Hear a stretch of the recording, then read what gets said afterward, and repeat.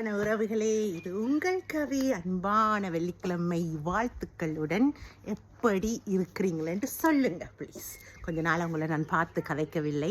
நல்லா இருக்கிறீங்களா? கவனமாக இருக்கிறீங்களா? ஓகே, உறவுகள். உறவுகள்லையும் நிறைய விதமான உறவுகள் இருக்குது. நான் இன்றைக்கு கதைக்க போகிறது கப்பிள்ஸ் பார்ட்னர் பற்றி. அந்த உறவில் வர சஞ்சலங்கள் கண்டிப்பாக வரணும். அதையும் நீங்கள் தாண்டி வர வேண்டும். அப்படி வந்து கொண்டு இருக்கும் பட்சத்தில் உங்களுக்குள்ளே இருக்கிற சல்லாபங்கள், உங்களுக்கு இருக்கிற மன உளைச்சல்கள், மனக்குறைகள், வேதனைகள் அடிக்கடி வெளியே வரும். உள்ளங்கள் சேர்ந்து வாழ்கிறோம் இல்லையா?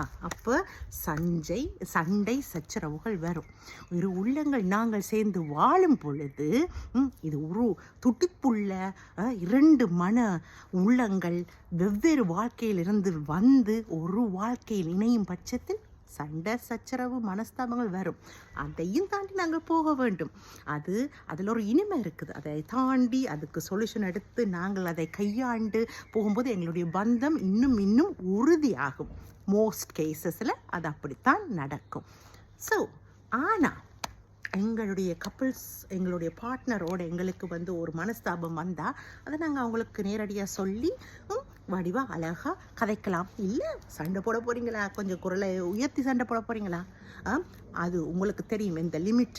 அந்த லிமிட் வரைக்கும் நீங்கள் கூட உங்களுடைய எரிச்சலை காட்டலாம். யாருக்கு காட்ட போகிறீங்க? அவங்களுக்கு தானே. ஆனால் அவங்களுடைய மனசோ உடம்போ பாதிக்காத மாதிரி பார்த்து காட்டுங்க.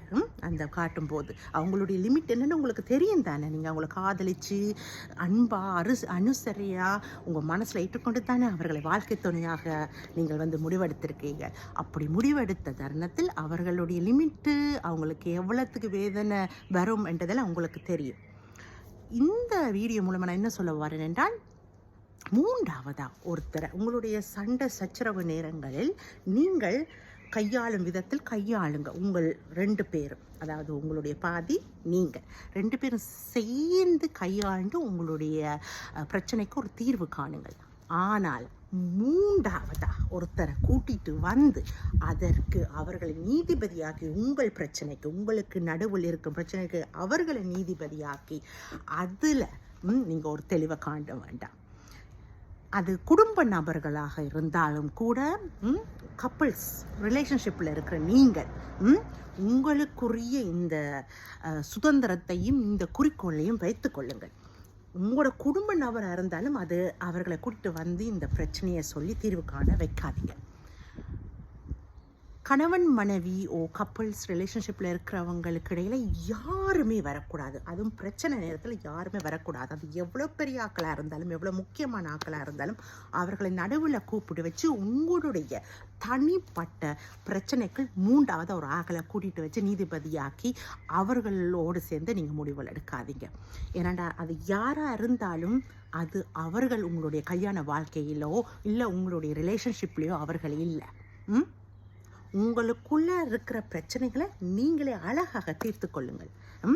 அதை தான் நான் சொல்ல வரேன். அழகாக அருமையாக தீர்த்து கொள்ளுங்கள். ஏனெண்டா முடிவெடுத்து வாழ்ந்து விட்டீர்கள். நீங்கள் ரெண்டு பேரும் தான் சொல்யூஷனை ஒன்றாக எடுக்க முடியும். மூன்றாவதாக யார் வந்தாலும் உங்களுடைய நலனுக்காக எடுக்க மாட்டாங்க. உங்களுடைய மனசிலிருந்து அதை எடுக்க மாட்டாங்க.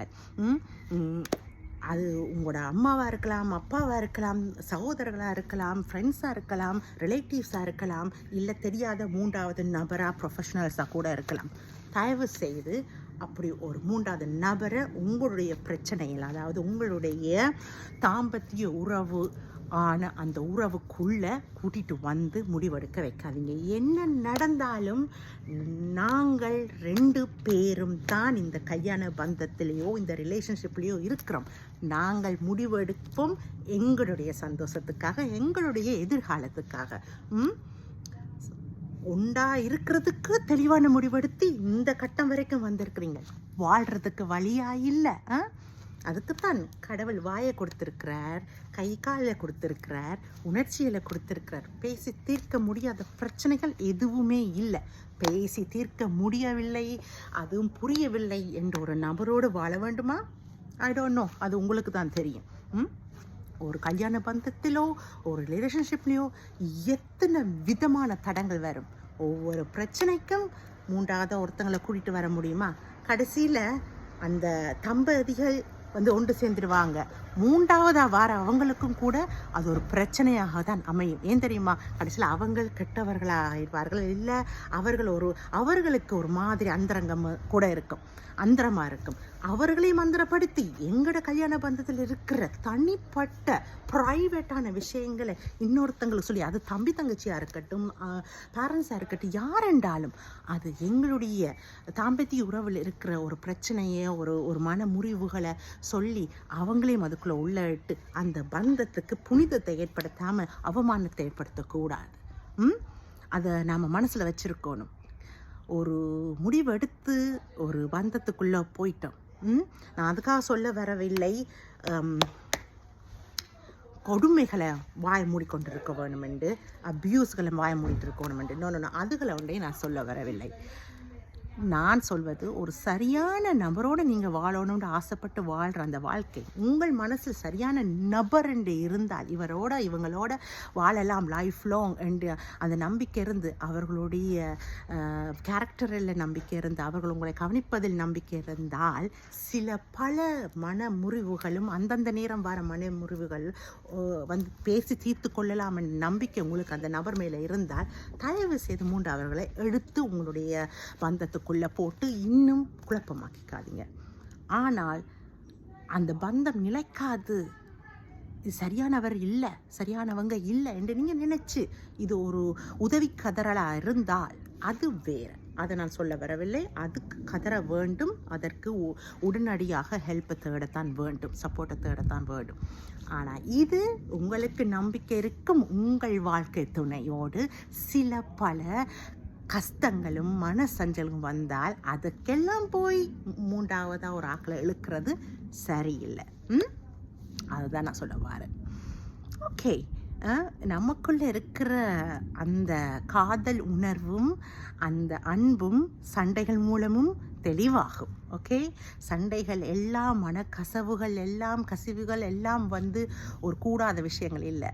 சண்டைகள் எல்லாம் வரத்தான், எப்படி தோல்விகள் வரத்தான் வெற்றிகள் என்ற அருமைகள் புரியுமோ, அந்த மாதிரி கல்யாண வாழ்க்கையில் ஒரு ரிலேஷன்ஷிப் வாழ்க்கையில் சண்டைகள் சச்சரவுகள் எல்லாம் அடித்தளமும் ஸ்ட்ரென்த்தையும் கொடுக்கும். ஸோ அதை நீங்கள் மனசில் வச்சுக்கொள்ளுங்க. நீங்கள் தேர்ந்தெடுத்த மனுஷி சரியானவர்களாக இருக்கும் பட்சத்தில் கண்டிப்பாக அவங்க உங்களை வந்து செவிமடுத்து உங்களோட காம்ப்ரமைஸ் பண்ணி போவாங்க. உங்களை வேதனைப்படுத்தினா அது வேதனைப்படுத்தினதை நீங்கள் உணர்த்தினால் சரியான வார்த்தைகள் மூலமும் செயல்கள் மூலமும் அவங்க புரிஞ்சு கொள்வாங்க. ஓகே, நான் வாழ்கிற வாழ்க்கை வந்து எனக்கு இனம் மதம் எல்லாமே டிஃப்ரெண்ட். என்னுடைய கணவரும் நானும் நிறைய கதைப்போம். இரவிரவாக ஆர்கியூ பண்ணி முழிச்சு இருந்து கதைச்சு தீர்த்த பிரச்சனைகள் எல்லாம் நிறைய உண்டு. நான் உங்ககிட்ட என்னத்துக்கு போய் சொல்லுவான், நிறைய உண்டு. ஏண்டா நம்மளோட மொழி இனம் எல்லாம் வேறு. ஒரு மொழியில் ஒரு இனத்தில் இருந்து கொண்டு கதைச்சு தீர்க்கிறதே பெரிய விஷயமா இருக்கும்போது வேறு மொழி. ஆனால் அந்த பாசமும் அந்த நம்பிக்கையும் இருக்கு பாருங்க ரெண்டு பேருக்கும். அது வந்து மூன்றாவதாக ஒருத்தங்கிட்ட போக விடாமல் நாங்கள் தேர்ந்தெடுத்த வாழ்க்கை எங்கள் மேலே ஒருத்தருக்கு ஒருத்தர் நம்பிக்கை இருக்குது தானே. அதை நாங்கள் வந்து கதைச்சு தீர்த்து, எங்களுக்கு தெரிஞ்ச மொழியில் கதைச்சு தீர்த்து, ஆக்ஷனில் எல்லாத்துலையும் கதைச்சு தீர்த்து, கடைசியில் ஆக்ஷன் மொழியெல்லாம் கூட தேவையில்லை. நம்மளுக்கு பிடிச்ச ஒருத்தங்கள் வேதனைப்படுறாங்கன்ட்டு அது மொழி பதம் எல்லாம் வேதம் இல்லாமலே ஒருத்தங்களுக்கு புரியும். உங்கள் மேலே அன்பு வச்சுருந்தா அந்த அன்பால் அவங்க புரிஞ்சு கொண்டு உங்களுடைய ரிலேஷன்ஷிப் இன்னும் ஸ்ட்ராங் ஆகும். இது நான் என்னுடைய சொந்த அனுபவத்தில் கதைக்கிறேன். எவ்வளவு நான் என்னுடைய கணவரை ஆசையாக காதலித்து கல்யாணம் கட்டினேன். நான் ரொம்ப சண்டை நேரங்களில் சில நேரம் மறந்து போனாலும் ரொம்பவும் சந்தோஷமாக இருக்கும். அந்த சண்டை நேரத்தில் அதை தீர்த்து திருப்பி வாரத்துக்கு தெம்பு மறந்து போனாலும் மறக்காது. அது எப்படியோ அது வாரத்துக்குரிய தெம்பை கொடுத்துடும். அவருக்கும் சரி எனக்கும் சரி. அதுதான் புரிந்துணர்வு. உண்மையான அன்பு, உண்மையான காதல் அதில் தான். மொழி மத பேதத்தில் ஒன்றும் இல்லை.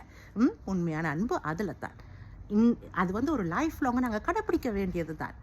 நாங்கள் இன்னும் கடைப்பிடிக்க தான் வேணும். மனஸ்தாபங்கள் சின்ன பிரச்சனைகள் வரதான் செய்யும். எங்களுக்கு கடைப்பிடிப்போம், எல்லாரும் சேர்ந்து கடைப்பிடிப்போமா, எல்லாரும் சேர்ந்து நேர்மையாக கடைப்பிடித்து மூணாவது மனுஷங்களை நமக்குள் நம்முடைய பந்தத்தில் உறவுகள் நுழைக்காமல் கடைப்பிடிப்போம். ஓகே, வணக்கம்.